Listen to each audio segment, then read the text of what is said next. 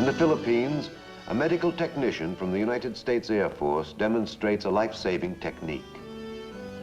On the island of Formosa, an American Army advisor shows our Chinese allies the proper way to fire a recoilless rifle.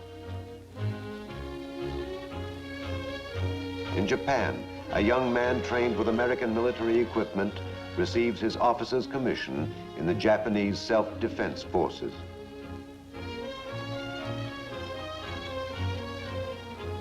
And in Washington, the President emphasizes the continuing need for the United States Military Assistance Program.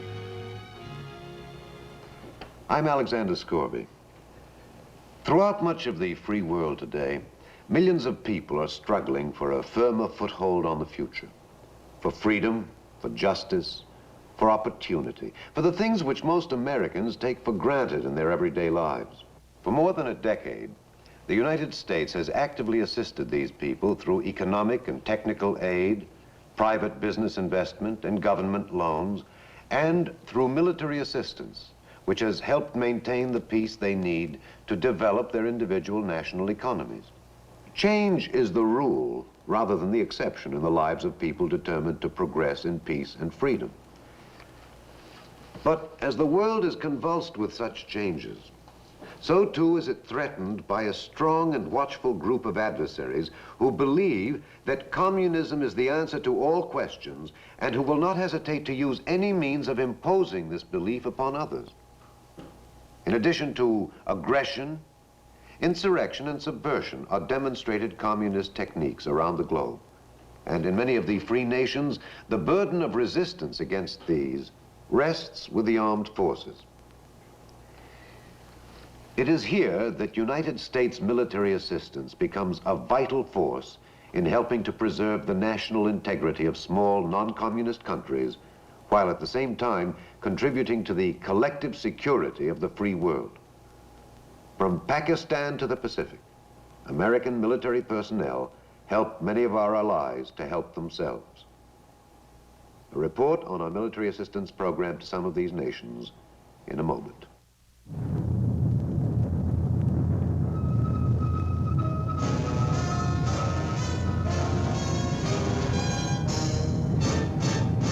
The United States Army presents The Big Picture, an official report produced for the armed forces and the American people.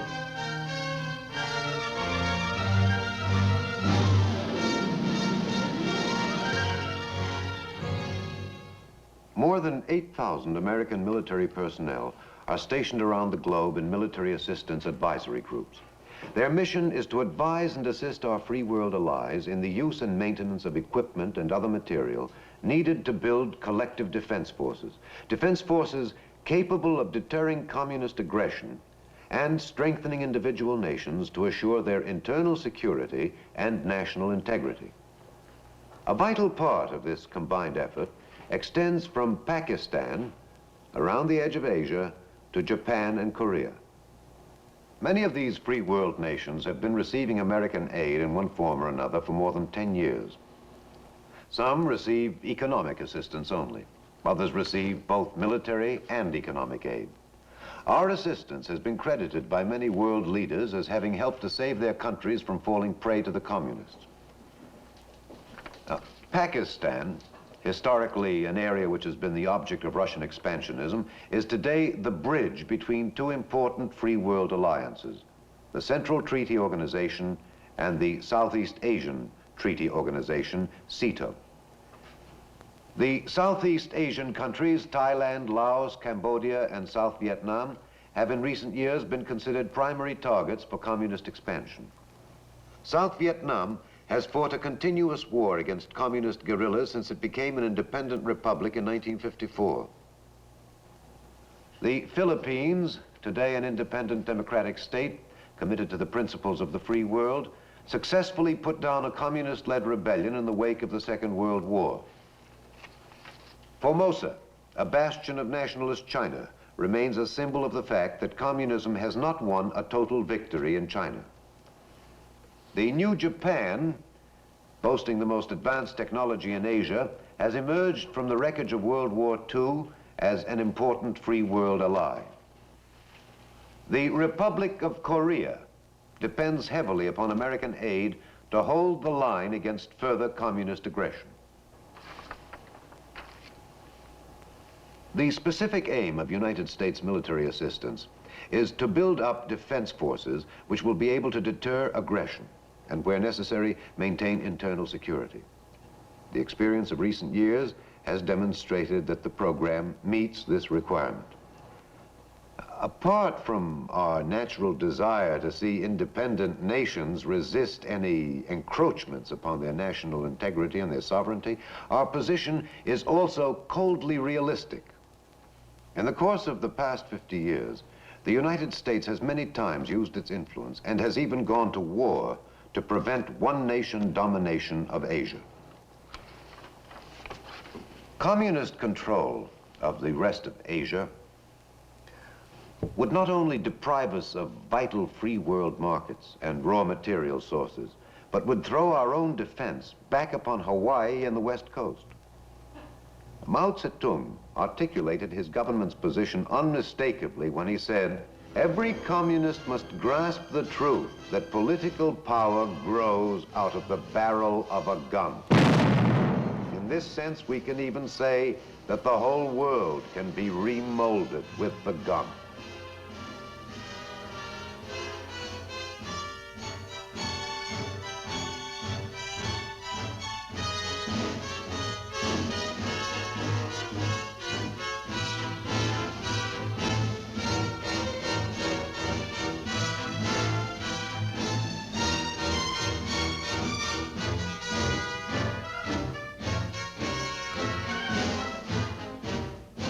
Communist China's enormous military machine is the direct outgrowth of this aggressive philosophy and represents the single most powerful threat to peace in the Far East. In recent years, Red Chinese troops have probed or attacked in Korea, Tibet, and India. In the Formosa Straits, they periodically test the strength of the nationalist Chinese. The offshore islands of Quemoy and Matsu, held by the nationalists, have been routinely battered by communist artillery.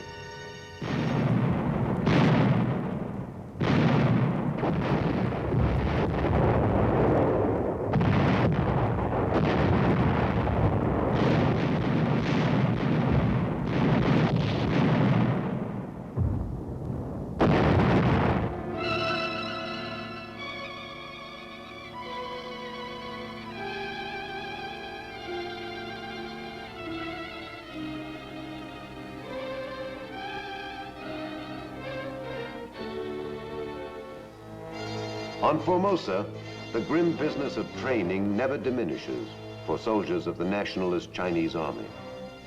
About 600,000 Chinese troops are trained and assisted by our military program, as are the personnel of the naval and air forces. The nationalist Navy has received ships from the United States which afford it an effective but limited naval capability. During the Chinese communist attacks in the Taiwan Straits in 1958, nationalist pilots shot down 28 Red Chinese planes, losing only 2. Today, all-weather F-100 and F-104 fighters provided under our military assistance program make them more than a match for the Reds. Since World War II, thousands of nationalist Chinese have been trained in the United States. These missile graduates of the United States Army's course at Redstone Arsenal have been trained to take over Nike Hercules missiles, sent to Formosa under the military assistance program. These modern weapons help shield the island fortress against surprise communist air attack.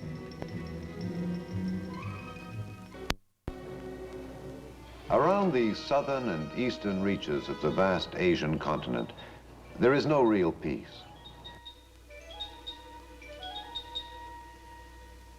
Nations which exist in the shadow of Chinese communist ambitions live at best in uncertainty. Continuing communist pressure searches for the weakness, the flaw in free world defenses. Countries struggling to develop themselves economically and politically must also be constantly on their guard. The free world has made it too risky for the international communists to attempt to achieve their objectives through open aggression and widespread use of force. Our United States military assistance program has helped to achieve this result by providing adequate weapons, transport, communications, and advice and training where it is needed.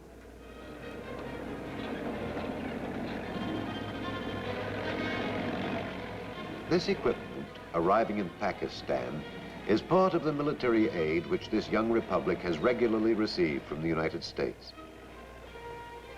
Our assistance to the Pakistani armed forces has been necessary to maintain their modern effectiveness. Pakistani soldiers, during the days of the British Empire, fought bravely in the Indian Army on battlefields throughout the world.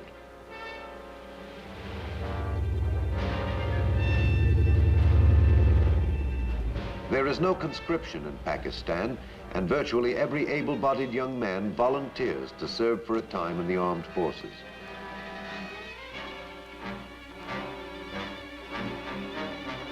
Through the United States Military Assistance Program, they are equipped, trained, and assisted in carrying out their mission.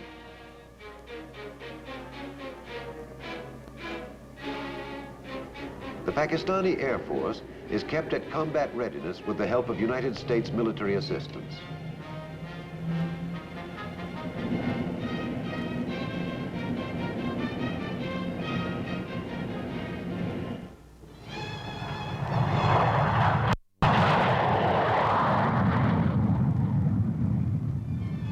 These B-57 bombers are among the different types of equipment received from America.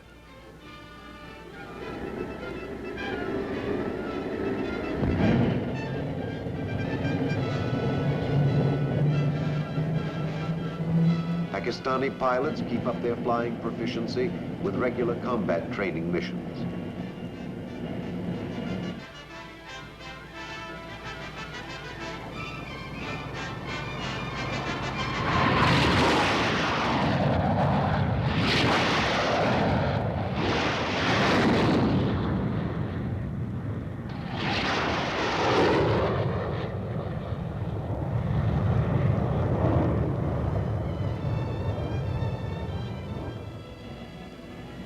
Training and equipment maintenance is routinely checked by American military assistance advisors.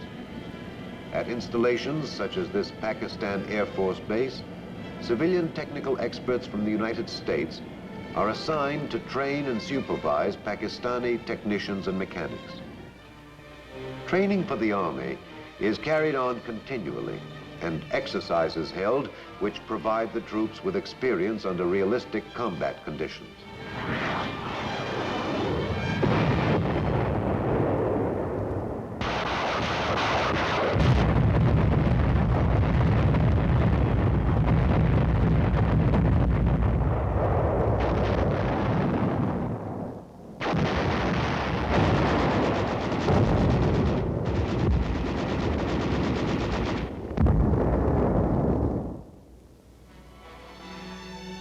Further to the east, the ancient kingdom of Thailand stands as a busy, bustling ally whose staunch anti-communist position has helped to strengthen the collective defense of Southeast Asia for many years.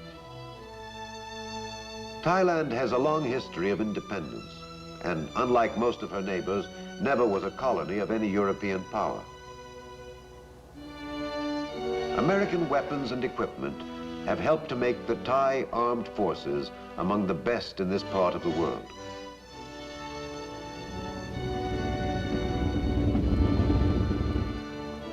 At the Armored School of the Royal Thai Army, non-commissioned officers learn how to fight with and maintain American-supplied tanks.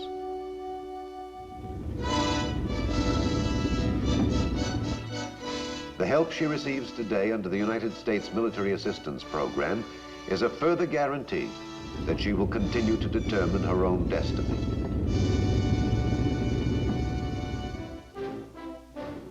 Cambodia, Thailand's neighbor to the southeast, like other countries in the area, still finds that nothing quite replaces old-fashioned means of taking some patrols through the jungle. But modern equipment and a continuous flow of advice, information, and the necessary military supplies have helped improve Cambodia's small but rugged military establishment.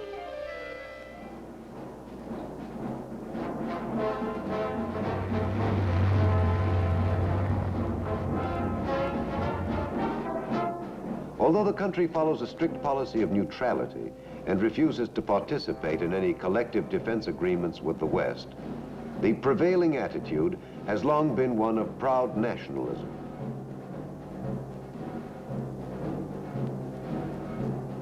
Like other neutral countries, Cambodia relies heavily upon American military assistance for equipping its national security forces.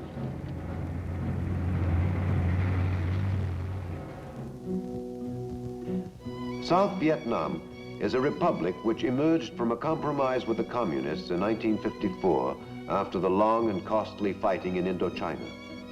Since its birth, it has been fighting red guerrillas and subversive elements inside its borders almost continuously. Like Thailand, an important producer of rice, South Vietnam has also offered fertile ground for communist activity. Some farmers, seemingly innocuous by day, become red terrorists by night.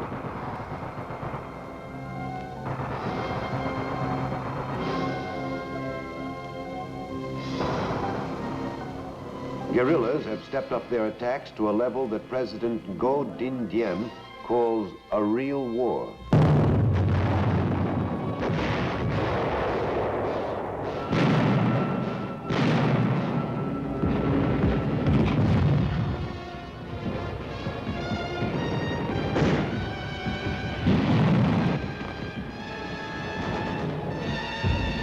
Continued American military assistance has been essential to help the government of Vietnam resist such subversion and insurrection.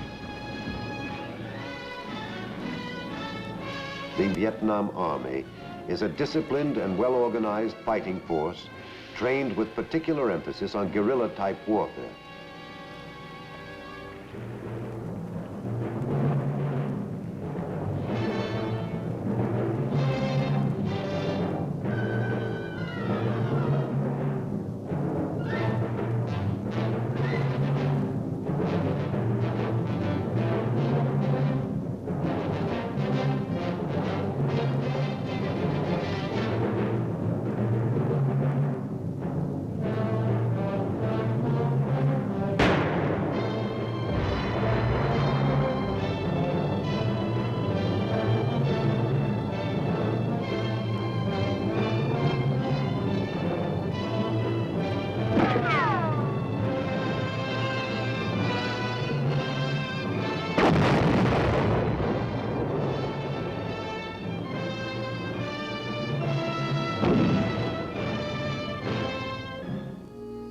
In addition to the men trained in their own country, more than 1,000 Vietnamese military personnel are trained in the United States each year.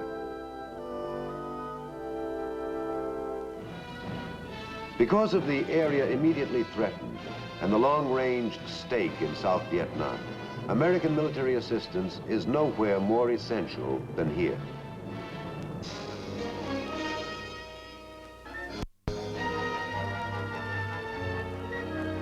In tiny Laos, the Laotian army has been forced to fight a costly jungle war against Chinese communist-trained Pathet Lao forces.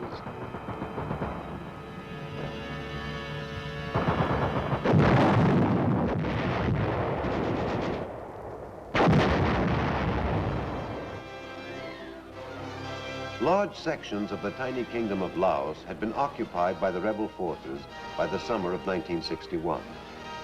As a result of a ceasefire negotiated in the late spring of 1961, fighting has largely stopped, although continuing harassing action is still carried on.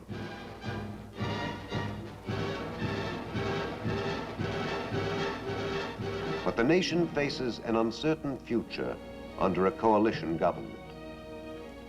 With the 600-mile frontier along Red China and communist North Vietnam, Laos is of great strategic importance. No country in the world has a longer history as a partner in defense of democracy and freedom than the Philippine Republic. Beginning in 1901, with the organization of the famed Philippine Scouts by the American Army, the Republic of the Philippines has stood shoulder to shoulder with the United States in peace and war for more than half a century.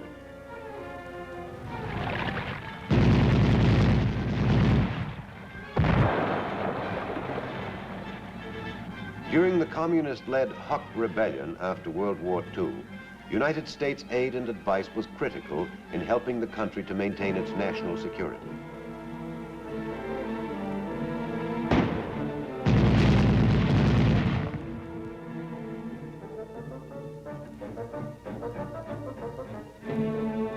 Today, the Philippine Republic is still one of our strongest and most reliable Far Eastern allies. At an air show with pilots from the United States and 5 other nations, the Philippines are proud hosts.